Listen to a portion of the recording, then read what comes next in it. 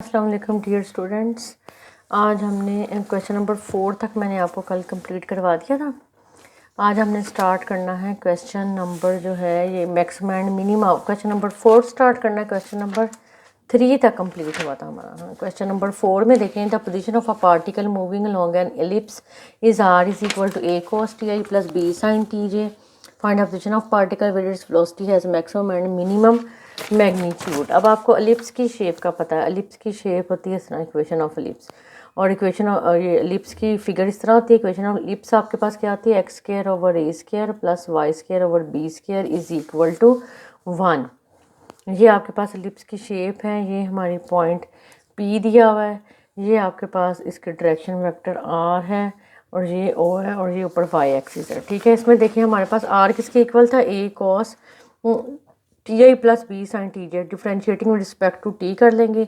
इसका डेरिवेटिव निकल आया v is equal to d r over d t किसके इक्वल है? V k. अब हमने इसकी क्या निकालनी थी? इसमें दिया हुआ था मैग्नीट्यूड, इसलिए हम इसको करेंगे वी मोड। वी मोड किसके इक्वल होता है? Under root x square plus Y square यानी कि a square sine square t i plus b square cos square t j. तो यहाँ से v mod is maximum if sine square t is equal to 1। तो sine t की value क्या आ जाएगी? Plus minus 1। दोनों साइड पे हम अंडर रूट ले लेंगे। तो यहाँ से टी की वैल्यू, अब ये साइन टी है, देखिए अब साइन टी हमारा दिया हुआ ना प्लस माइनस 1। तो आपको पता है T is equal to sine inverse 1। ये किसके ऊपर होता है? साइन जो 1 की वैल्यू किस पे होती है? 90 पे।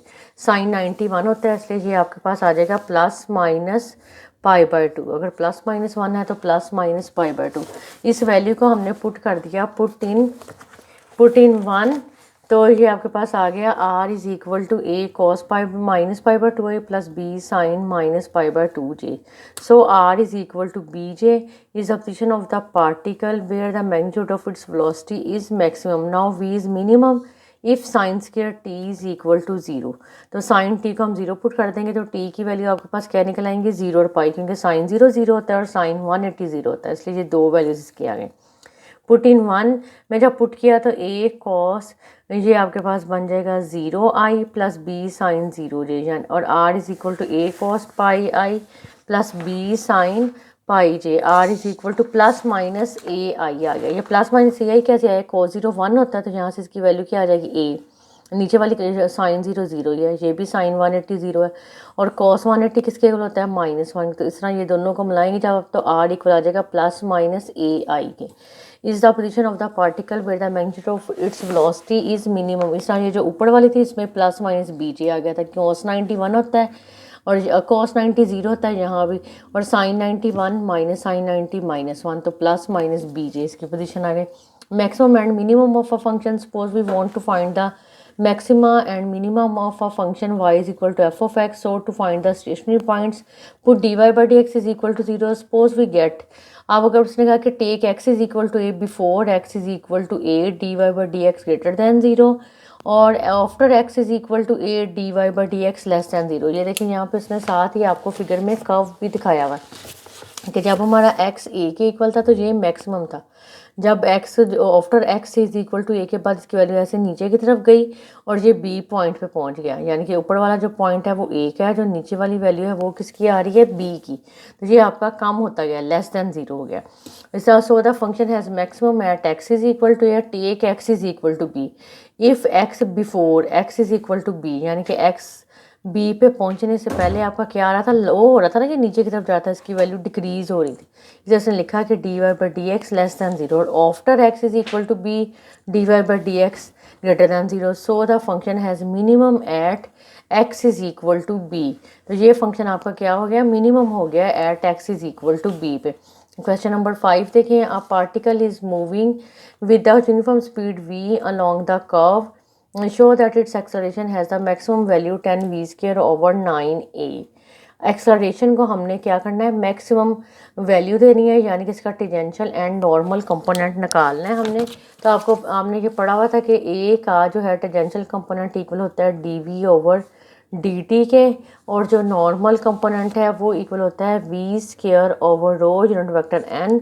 और रो की वैल्यू भी मैंने आपको बताई हुई थी कि होती है 1 plus d square y by d x square की होल पावर किसके इक्वल थी? 3/2 और divided by d y by d x का होल स्केयर, ये हमारे पास होता है ऊपर dy/dx का होल स्केयर था, ठीक है, और नीचे आपकी वैल्यू आ जाएगी d² y/dx²। ये देखें 1 प्लस आपका बढ़ता particle is moving with uniform speed v, so dv/dt जो है 0 हो गया, एक्सेलरेशन इसका 0 बन गया, और a की वैल्यू क्या है v²/ρn, यानी कि अब हमने इसका नॉर्मल कंपोनेंट निकालना है v²/ρ। अब किसके इक्वल है 1 प्लस dy/dx का होल स्केयर और d² y/dx²। अब हमारे पास जो वैल्यू थी वो क्या दी हुई थी, x² y is equal to a into x² over √5। इसमें से अब हमने x यानी कि y को तो रखा, x² को हम उधर ले गए अंदर, इन दोनों के नीचे हमने इसको डिवाइड कर दिया। अब हमने इसको डिफरेंशिएट किया, dy/dx की ये वैल्यू आ गई।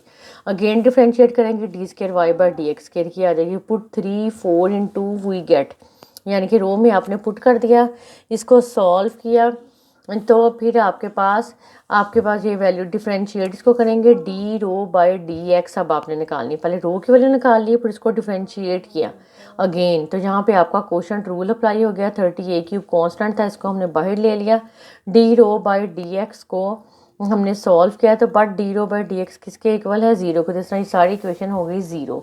तो ये वाली आपकी जो कांस्टेंट वैल्यू थी उसने 0 कर दी, इधर आपकी this value is equal to 0 और x6 minus a6 is equal to 0 हो गई। बट उसने कहा कि 2/3 a³ 5a6 प्लस 4a4 जो है वो नॉट इक्वल टू 0 आ रही। So this is equal to 0, either x³ minus a³ 0, x³ plus a³ 0। x³ minus a³ का फार्मूला लगा दिया, क्या फार्मूला आता है a minus b into a² plus ab plus b², और प्लस हो तो a plus b a² minus ab plus b²। Either x is equal to और x is equal to minus a, so x is equal to a minus a। Before x is equal to a d/dx less than 0, after x is equal to a d/dx greater than 0।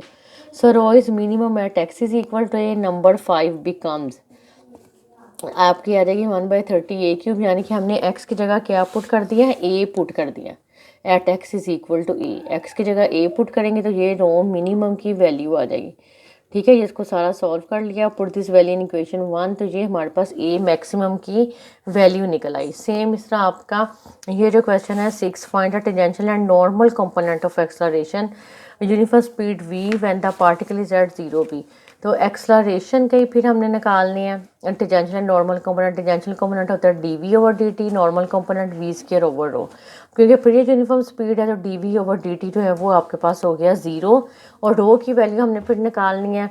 रो का जब आपको formula याद हो गया होगा, dy/dx का whole square की power 3/2 divided by d² y/dx²। Now x² प्लस y² इज इक्वल टू 1, इसको डिफ्रेंशिएट किया तो आपके पास ये dy/dx की वैल्यू निकल आई, ठीक है। एट 0 भी dy/dx is equal to differentiating 3 with respect to x हमने इसको किया। एट 0 भी x की जगह 0 पुट कर देना है, y की जगह b पुट कर देना है। पुट 4 5 इन इक्वेशन नंबर 2, तो रो की वैल्यू आ गई a²/b। Put the value of rho in 1, तो ये हमारे पास इसका नॉर्मल कंपोनेंट ऑफ एक्सेलरेशन आ गया। ये हमने इन तीनों क्वेश्चंस की अच्छी तरह प्रैक्टिस करनी है।